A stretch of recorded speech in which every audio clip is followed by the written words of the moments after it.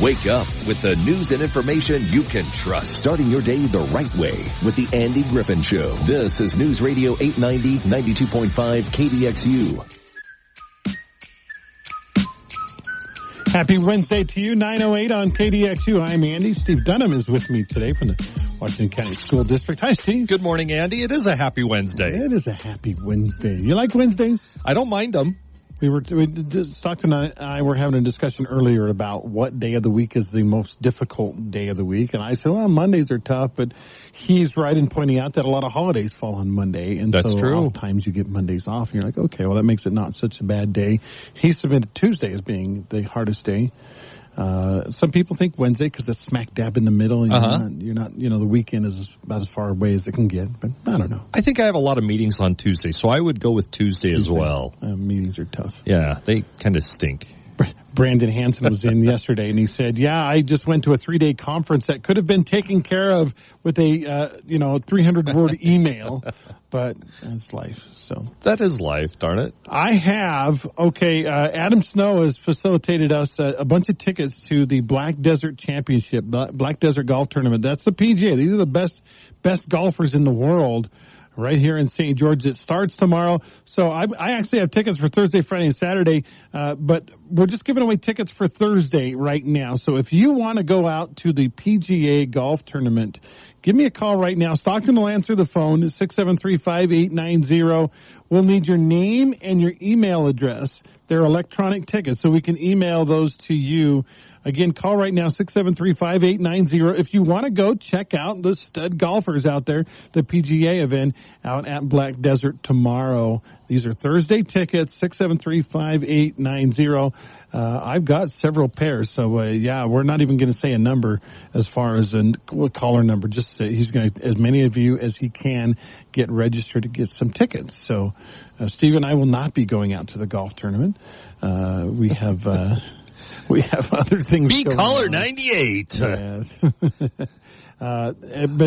So while Stockton is doing that and taking notes and talking to you all, thank you for doing that, Stockton. We're going to talk a little bit about school districts. Now, many of you may have heard there is a school district that, you were involved actually in the splitting of a school district, right? I was involved in the splitting of the first one in the state, Jordan School District, back in 2008 and 2009. Mm-hmm.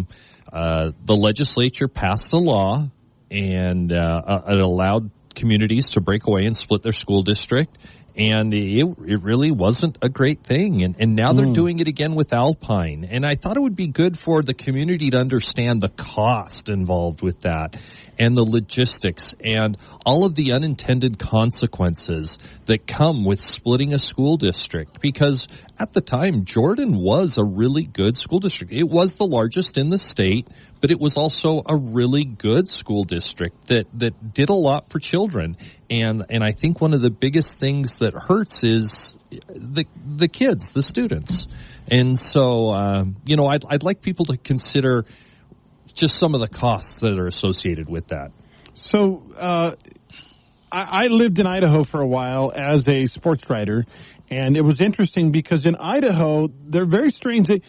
Every town basically had its own, what they called a school district. Mm-hmm. I lived in Moscow, Idaho. There was the Moscow School District. It included one high school, a couple of middle schools, a couple of elementary schools. That was their district. Mm-hmm. And so Idaho, and you said maybe in Oregon, kind of the same way. They split these districts, so there's almost literally hundreds of districts in those states.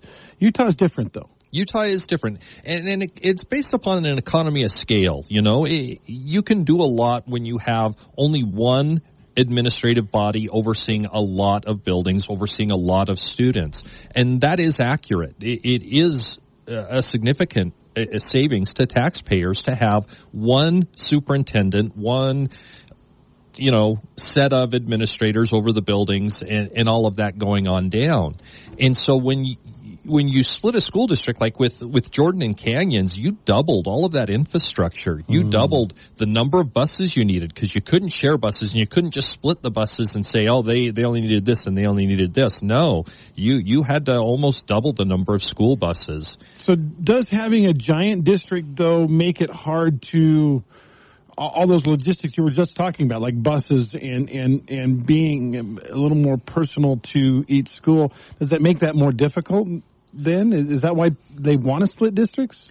I think that's one of the arguments they use. They also use that they want their tax dollars to go to their schools, not to be spread out amongst a variety of schools. So if I live in Santa Clara and I wanted to split the district because I see a lot of money is going out to Hurricane or whatever. Yeah, where the growth is. Yeah. And so that would be and that was the argument they used up at Jordan School District. However, the flip side of that is that we're encouraged at school districts to use taxpayer dollars wisely. Well, that means only building a building when we need it and only building where we need it, which means if there's growth, we'll build a building there. And so if somebody else is hurt that they have an older building, well, that's not a wise use of taxpayer dollars. So we get in trouble from our elected officials, our legislators, if we just are always building buildings that are unnecessary. Then they use terms like, oh, you build a Taj Mahal. The Taj Mahal is the one that they always say. And that's such a misnomer when you look at a school district or a school building and you go, look at what we built for the cost per square foot. And then you go to higher education, any of the universities, and look at the buildings they build Taj Mahal at sometimes 3 or 4 times per square foot that what we spend at a school district. Yeah. That's shocking to me how we always get called out for it. But when it comes to higher ed, it's like, oh, there was nothing there.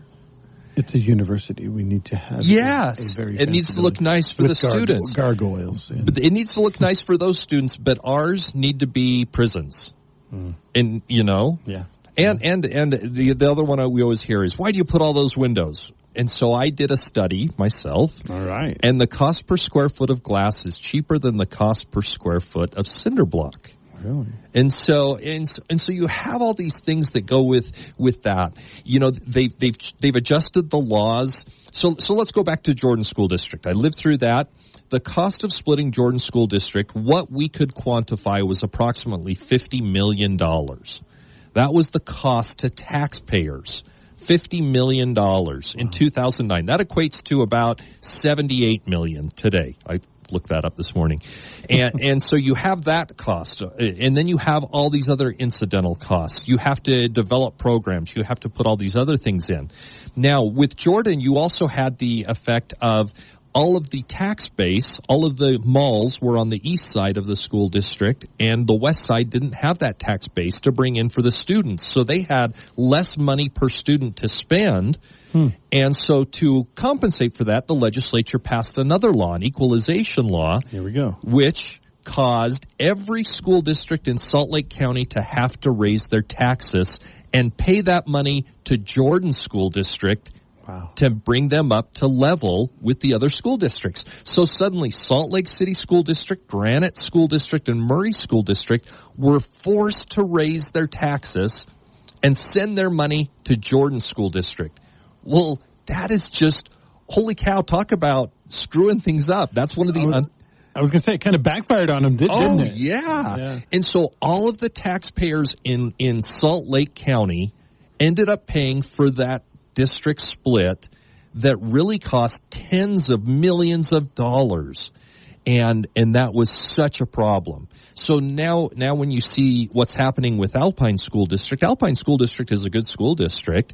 You know, they have a similar challenge. They have growth out on the west side of the lake in Eagle Mountain, Saratoga Springs, all of that. Right. And they have maybe some declining enrollment in some of their east side schools. And so they're looking at closing schools to be efficient because we're counseled. We got to be efficient. Otherwise we get chewed out by our elected officials.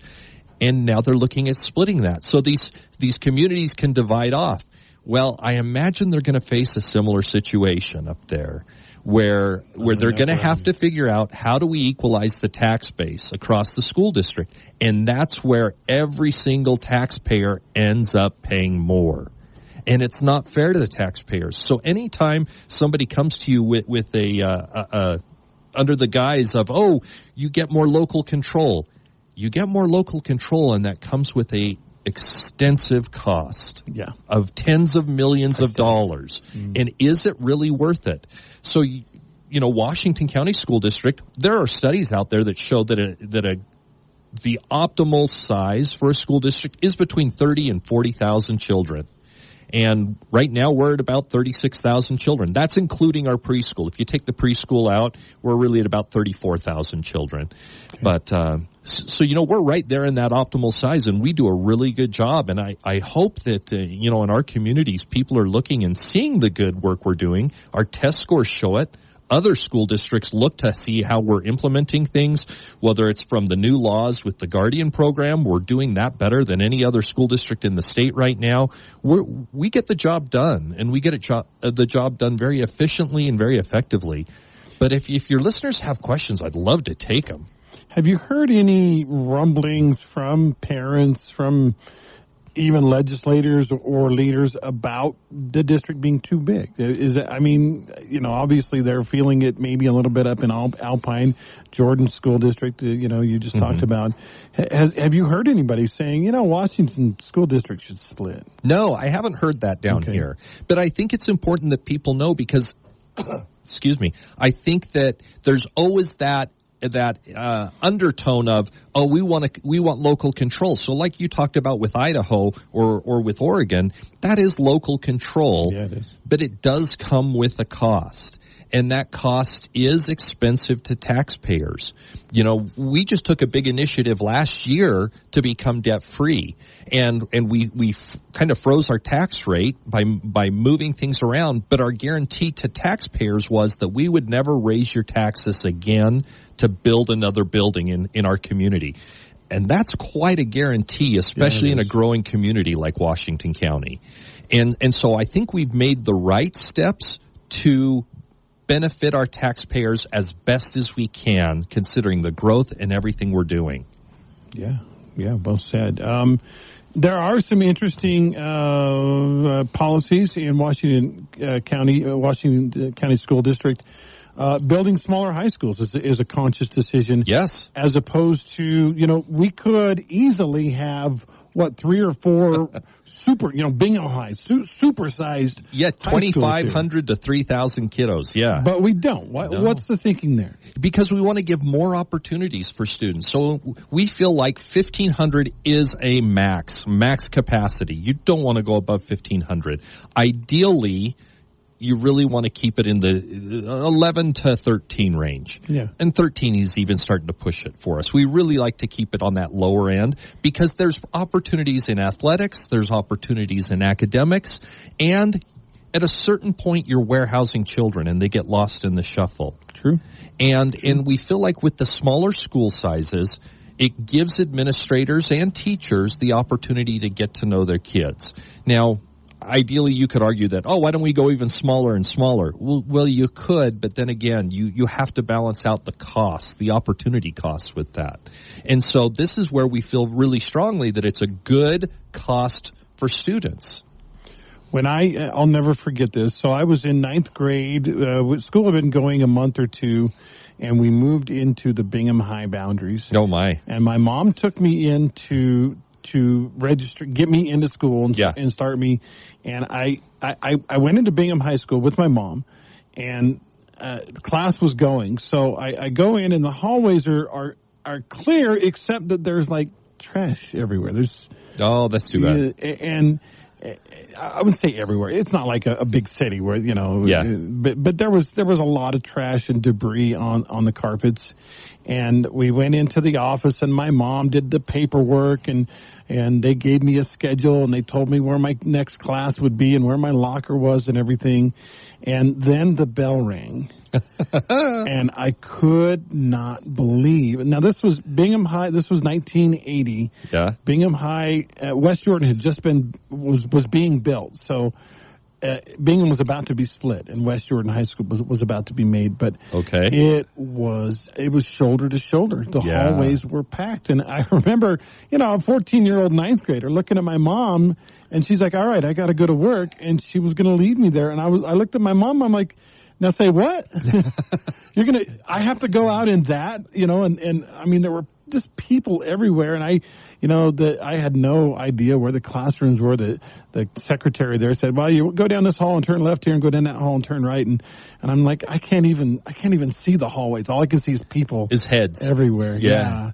And the gigantic schools there, and I'm so glad to open West Jordan, and West Jordan is also now one of those kind of gigantic schools, unfortunately. But well, they have two schools because they have Copper Hills. They too. do have Copper Hills now, which wasn't there when I lived there. But your comment about warehousing students, that's kind of what it felt like when I moved in there. My time in Jordan, we actually had schools with backpack bans. And that was because you couldn't fit a student wearing a backpack in the hallway during breaks. Wow. So we instituted backpack bans. That we gave a slightly more time in between classes so they could go to their locker and pick out the books they needed. Mm-hmm. But you could not wear your backpack because it took up so much extra space and made the hallway that much more crowded. Wow. And then somebody turns sideways and they're knocking somebody else with their backpack. Mm-hmm. That's how it became. And so we actually had schools like that. And we don't want to create that down here. You know, our board has been very adamant. We want our school sizes a little bit smaller. And we want to separate the grades a little bit, which is why we have the 4 levels. We have elementary, intermediate, middle, and high. Yeah. And the board has shown through studies and through reality that our students perform better by being more associated with children of similar ages. And so that is slightly more costly for our school district. I'll admit that. However, the results have been better in that the behavior has been easier to manage. The academics have shown higher results because we do that. So we feel really comfortable in how we're spending taxpayer dollars because we can show it in the results. I remember before Desert Hills opened, before Crimson opened, my kids were at Pineview High School, my boys, and they had to share a locker. Oh. And you know how you start telling a story to your kids and instantly the eye roll, right? Yeah. Oh boy, here we go. Uphill, both ways, in the snow, barefoot. So my kids were like, Dad, I can't believe this. I have to share a locker room.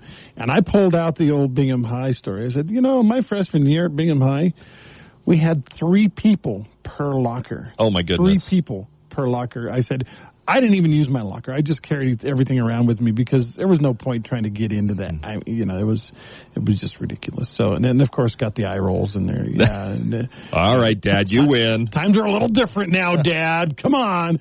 Whatever, but yeah. It is a trick, but that's what I hope people recognize, that when you look at splitting a school district, there's a lot of costs, and it really comes back to taxpayers. When Jordan split, not only was there all of those costs associated, we had to raise taxes to recoup some of the money, and taxes were raised by, I think, 22%. The flip side is Canyons promoted they'd be able to do a tax decrease, and instead they went out and raised taxes and passed a $250 million bond to build new buildings. Wow. And so they raised taxes as well. They didn't follow through on their promise at that time. Now that's more than a generation of students ago, so it's no big deal. But there is a big cost with splitting a school district, and I hope people recognize that when you have a school district that's run really well, golly, you don't want to divide it into 2 and get 2 mediocres out of one really good one. Yeah, that's true. It becomes a trick. It really does. So the numbers projected out there right now for Washington County is, and they're looking way out there, and they're based on current numbers. Mm-hmm. But the projections, Washington County is by, I think it was 2050 something, 500,000 people in this county. Oh, wow. Which, if you double the size, more than double the size of the county now, population-wise, you're going to probably then have to double the number of students. Which then you start going, okay, maybe we are going to have to someday split the school district. I mean, if we have 70,000 students, yeah, that would make sense. I don't think that'll be by 2050, though. Maybe it was 2060. Anyway, yeah, it was down the road a ways. But is that something you guys even have to think about at this point? They do 20-year plans with the cities and things like that. Does Washington County have a 20 or 30-year plan out there? Well, it's hard. It's hard to project more than 12 years out, because 12 years is a cycle from kindergarten through high school, so you through senior. A student generation. A student generation. Yeah. And that's where we have data for. So our kindergartners now, we can project based upon our kindergarten class where they'll be in 12 years. But we cannot predict the kiddos before that because we don't have any data on them. We don't know how many they are until they enter our system. So to be the most accurate. We don't go beyond. We can project and hope and kind of think beyond 12 years, but really 12 years is where you have good data. And I don't know, is it data or data now? Now I've said it both ways, and now I'm all lost. But anyway, I think it's data. We do have projections out for 20 years, and we do have projections out, and we do buy land with the anticipation of where growth cycles are going. But those are also contingent upon the county getting enough water. That's going to be a limiting factor for us to grow like that. We would definitely have to get more water before we can grow to that level. It's all kind of connected and interconnected. Yes, it is. And that's why when I have Zach Renstrom on from the Water Conservancy District, I'm like, it's up to you on whether or not we grow, on whether or not we have, school district splitting or anything way down the road. It all depends on can we all get water out of our taps. But, even if you look at us becoming a school district, so that's like Jordan School District is again now. Jordan School District, I think, is about 56,000 children. Okay. In 2008, when they split, they were 80,000. And so now they're back up to 56,000. And so if you look at that, if you have a well-run school district, you really don't need to split, because if they're showing the results in they're being efficient with their buildings, with their taxpayer dollars, they're showing the results in their student academic achievements, and your children are having a good experience in their classes because they're hiring qualified educators that are interested in helping your children and making them feel like individuals. Why split? Why change that if you're already getting all of that right there? If it's just because you want a new building, man, that's really kind of selfish and expensive. It's very expensive. Yes. All right, we're talking with Steve Dunham, Washington County School District today. Got a couple of things I want to take care of. Right now, again, more PGA tickets if you want to go tomorrow. These are Thursday tickets to go see the Black Desert Championship of PGA golf right here in St. George. You might even end up on TV, maybe if you wear a rainbow wig and hold a sign up or something. But anyway, give me a call right now. I've got free tickets. We're going to need your name and an email address where we can send these electronic tickets. We're giving away, I think, let's do three pair of tickets right now. Stockton will take the call, and we'll give you a free pass to get into tomorrow, the PGA Black Desert Championship, PGA Golf in Ivins, Utah, just down the road. 673-5890 is the phone number, 673-5890. That's our 435 area code. All right. I want to take just a second and talk about I did talk about Black Desert. I want to talk about Heartlight Funeral Service. Heartlight Funeral Services is AG approved. Now, we've all been to a funeral home, and it's kind of dark and depressing and sad, and yeah, I even worked at one when I was in college. It was very depressing. But Heartlight Funeral Services has a different take on end-of-life services. I like what they do. So if you go into their storefront there at Heartlight Funeral Services, they're on 504 West Buena Vista Boulevard. You'll find it as bright and cheery and upbeat and happy. They have a 23-foot white wall where they can play a video, a memorial video of the loved one that you lost. It's pretty cool. They have recliners, easy chairs, big screen TVs. Like I said, it's a different take on end of life.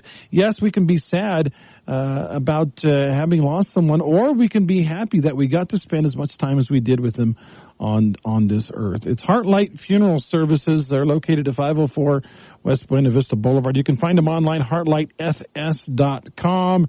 They're sponsoring the World Mental Health Day, which is coming up next week. Heartlight Funeral Services, just a different take on end-of-life tributes and services. Heartlight Funeral Services is AG approved. Wake up with the news and information you can trust. This is the Andy Griffin Show on News Radio 890, 92.5 KDXU, Southern Utah's News Talk leader. All right, we have winners all over the place. First of all, thanks for calling in. Let's see, Jeff, Bonnie, Doug, and Raymond all won a pair of tickets to go to the Black Desert PGA Golf event tomorrow. Believe it or not, I have one pair of tickets left. So why don't you go ahead and give Stockton a call right now and say, hey, Stockton, I want that last pair of tickets to the Black Desert Golf Championship. Tomorrow I'll be giving away more tickets, but obviously if you want to go to tomorrow's games, now would probably be a better time. You can make some plans for it. This is the Andy Griffin Show on KDXU. Steve Dunham is with me today. Hello. Steve and I have become good friends. How long have you been coming on the show? Like 4 or 5 years? Yeah, now? 4 or 5 years or so. This has been good. Did you come on with Mike McGarry before I took over? I didn't. No. Okay. You were kind of first one here. Nice. For Very me. Nice. We do still occasionally get board members on, or I think or other administrators, principals on, stuff like that. But we've had the superintendent on. Yep. But Steve is a savvy radio guy, so we like having Steve on. Then we can throw things at him and stuff. Throw it at me, just not the stapler. It's encased in Jell-O, didn't you know? Oh, that's right. So, yeah. Office reference. Yes. We're talking a little bit about school districts. I did want to talk a little bit about cell phone for just a minute. There was a story on the wire yesterday. They did a study, I think it was Southern Illinois University, about kids and cell phones in classrooms. And of course, that was a hot topic here a couple weeks, last month. But they found that if the kids are given during the class period, and they didn't say how long the class periods were, so I'm assuming like a 1 hour class period. Yeah. If they're given a 1 minute break to check their phones. So 60 seconds. 60 seconds, that's it. Okay. To maybe return a text or check their email or whatever. They found that students are actually more attentive and better students after that 60-second break.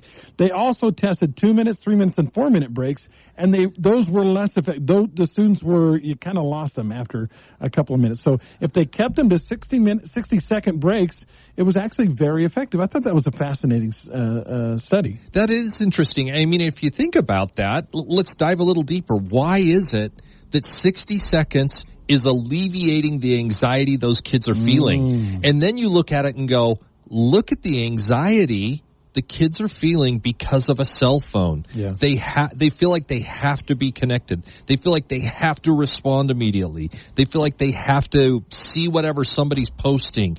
That's a problem. Cell phones are really doing some damage and creating anxiety in kids. And so that's maybe a flip side of that I was kind of thinking about. But boy, that really does talk about, we're creating some anxiety in our kids that they feel like they have to have it. They have to look. They have to respond, whatever it might be. Another study associated with that, and maybe almost directly connected with that, was the fact that if the students, the real problem with cell phones, according to this other study, was not that they're worried about their email or worried about their text messages, or even what's the new one my daughter likes to do? We talked about it last month. Snapchat, no, TikTok. It's the one that. Be Real. Be Real, that's the one. That's it. Yeah. I remember talking about it. Where at random times it says, Be Real, give me a front and back picture from your... Anyway, that the real problem is social media, not cell phones. And that's why I think if we go back to that first study, 60 seconds is key, because in 60 seconds, you do have time to answer a text. You do have time to check your email, maybe answer an email. You don't have time to dive into Insta or Snapchat or any of these, because those require a lot more than 1 minute of your time. Those are time suckers. Yeah. They really are. Social media is a time sucker, and it draws you in. The algorithm. Thank you. Easy for you to say. The algorithm draws you in and is programmed to keep you there as long as it can. Yeah. It literally, and if you saw that movie, I forget what it's called now, but about Facebook and about the algorithms that some of these social media types use. Their whole goal is to get you to stay. That's exactly right. And I remember hearing somebody say, if you do not have to pay for it, that means you are the product that they're selling. That's right. And so if it's free to you, that means you're the product. So all these apps that are free to you, you become the product, and you see the ads. They want to draw you in and keep you in longer to see more ads because you're the product they're trying to sell. It's kind of humbling, isn't it? I know. I don't want to be the product. I know. I feel like in the meat locker, wrapped in the cellophane on the foam tray. I'm the product. I was doing a Seinfeld reference. I don't want to be a pirate. I don't want to be the product. There you go. Yeah. So we had an Office reference and a Seinfeld reference. There you go. So where should we go? In a little MASH? We'll figure it out. I can go to MASH. Yeah. What is it? Anger turn inward. This was a Sidney Friedman quote. Anger turn inward is depression. Anger turn sideways is Hawkeye Pierce. So there's a MASH reference. I did not know that. I don't remember that one, but yeah. So do we, by the way, here are our winners one more time. Let's see. Jeff, Bonnie, Doug, Raymond, and I think Candace was our last winner. Yeah, Candace. Congratulations. All of you get to go see some golf tomorrow. We'll take your email addresses. We'll get them to the folks in charge. They will send you an e-ticket, an electronic ticket to get you into the PGA Black Desert Championship out there in Ivins. Pretty exciting time. Do you see, Steve, the golf tournament and the traffic and the people coming into town having any effect on the Washington County School District? No. It had nothing to do with it? No, not really. Okay. That's not a problem. It's like any of the events we have come into town, we try and work with them because it brings tourism dollars and that benefits everybody. It benefits our local businesses, that benefits us. The school district is glad to support those industries. Like with the marathon, we're the buses. We get our drivers who volunteer that agree to work and shuttle. They volunteer to work, although they do get paid. They do get paid, but they're driving runners up early, up to Central to start the race, and same with Ironman. We give up a part of our building for Ironman to utilize, and so it's a big deal. It's sometimes a sacrifice, and sometimes it's a little frustrating, but I think the benefit to our community is pretty good, and we want to be a good community partner because we have good community partners for us too. I wonder, I was thinking about that. What would possess a bus driver to go, I'm going to get up at 2 in the morning or 3 in the morning so I can drive runners up to, even they're getting paid though, how much money would it take to motivate somebody to volunteer to get up that early? I don't know. I don't know either. I don't know what they get paid. So they get time and a half at least? I can't answer that. I don't know. I just don't know. If you really want me to look into it, I can look it up and find it for you, though. No, it's not it wouldn't be hard. Okay. It's just, I'm just curious. It's just interesting. One of the questions I wanted to ask you today, I was thinking about this earlier. So we know about, you got your Sunrise and you got your Panorama and you got your different elementaries and middle schools. Where are some schools in the district that we don't even consider and think about? And I was thinking, my parents lived in New Harmony for a long time. I was thinking, where would the New Harmony kids go to school? So we have what we call an interlocal agreement with Iron County. Okay. So the New Harmony kids go up to Cedar City. So even though they're 15 miles, so not too far. But even though they're in Washington County, it's shorter to bus them up to Cedar and they go to schools there than it is for us to send a bus up the Black Ridge to New Harmony and bring them clear back down to Hurricane. Right. Those kiddos would then be on a bus almost 90 minutes each way. That's so almost 2 to 3 hours a day on a bus. And that's not good for a kid. So part of that agreement means that we have students over by Enterprise in Burrell that we bring into Enterprise.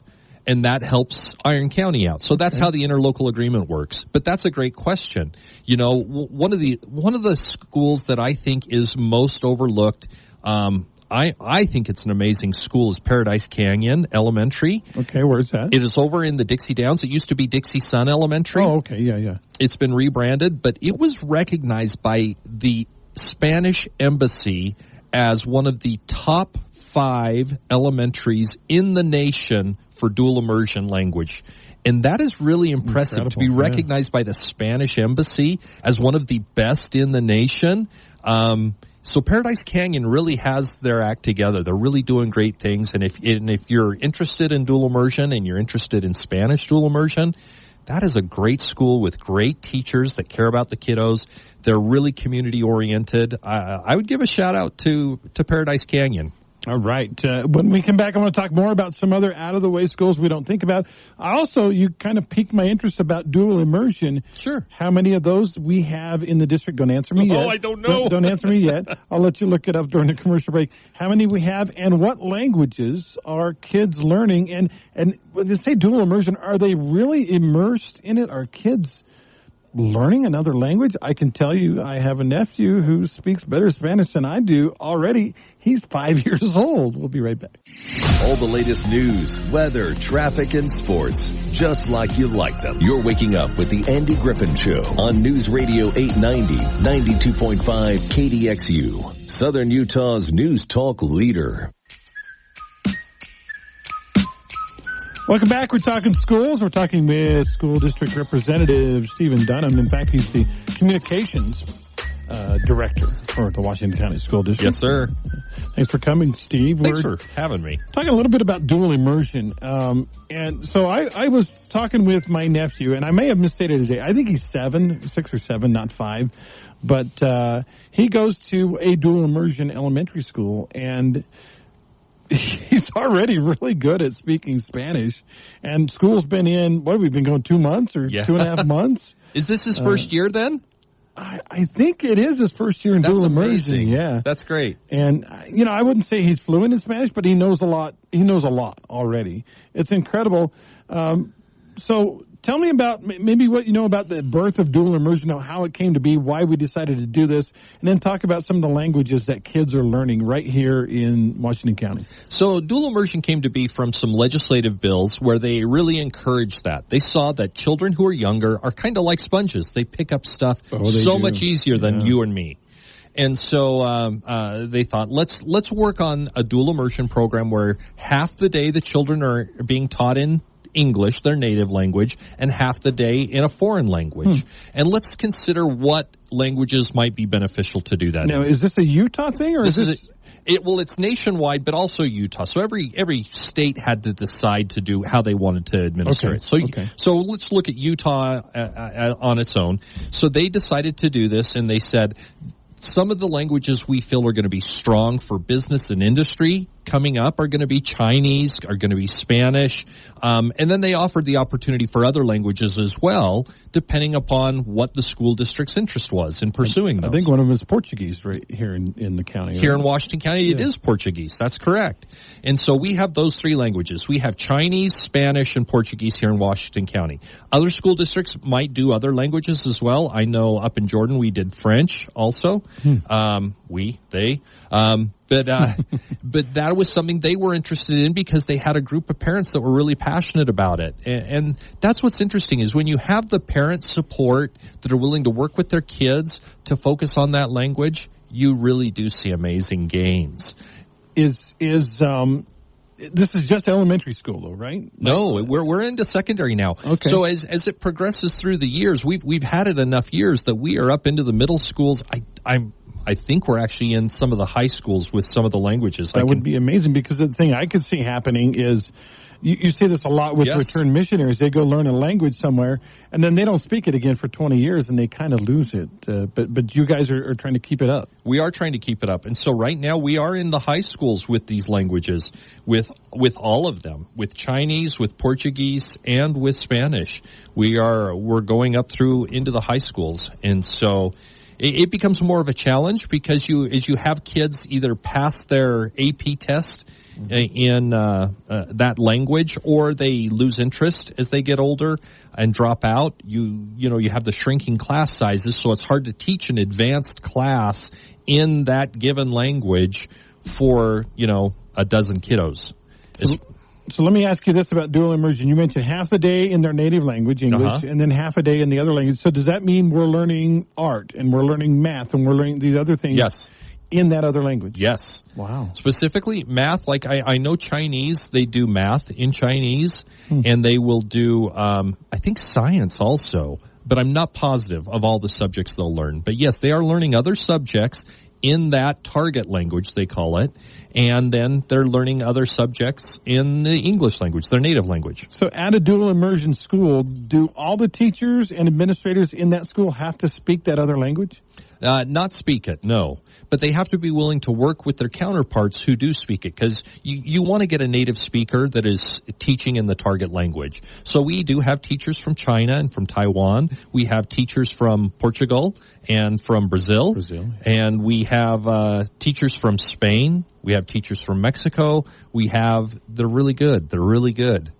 One thing I learned, my daughter went to Chile on a mission and learned Spanish, and I will put a little asterisk up next to that, because Chilean Spanish is not the same as if you go to Spain and speak that Spanish. So how do you, as you're dual immersing these kids, how do you deal with the fact that there are different dialects and different ways of speaking these languages? I think that's okay, because a child can figure out that if they have the foundational basics, you can pretty well understand.